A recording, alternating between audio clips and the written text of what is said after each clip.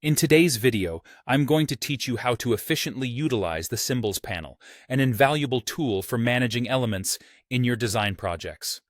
We'll walk through everything from accessing the panel to editing and detaching symbols, ensuring a smooth workflow throughout your creative process. Let's start by opening the Symbols panel. This is your central hub for managing symbols.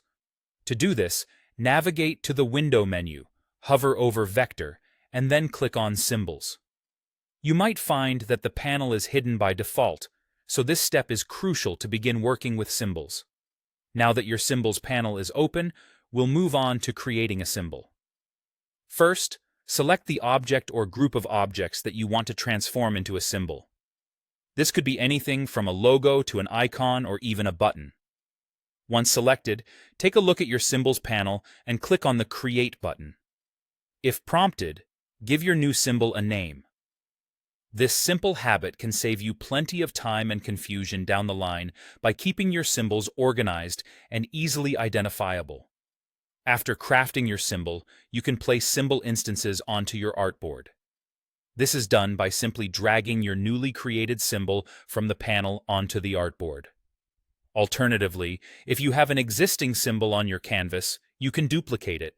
Regardless of how many instances you create, they remain linked to the master symbol unless specified otherwise. Next, let's talk about the sync option available in the Symbols panel. You'll see a toggle that lets you enable or disable sync. When sync is turned on, any edits made to one instance or the master symbol will automatically update all other instances. It's an efficient way to ensure uniformity across your design.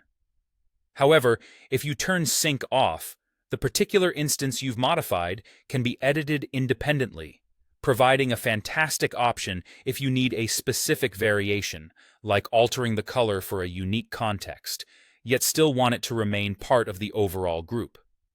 Now, let's explore how to edit a symbol. Simply double-click on a symbol instance or open the master symbol through the panel.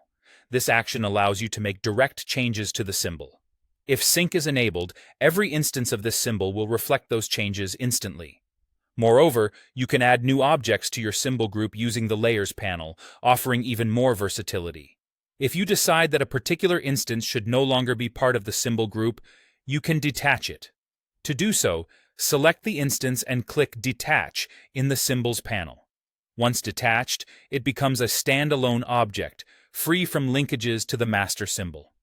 Finally, should you need to delete a symbol definition entirely, select the symbol in the Symbols panel and delete it.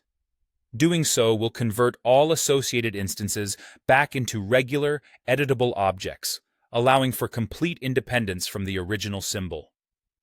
By mastering these functions, you can streamline your design process and maintain greater control over the elements in your projects. Thanks for watching, and I hope this guide helps you harness the full potential of symbols in your design work.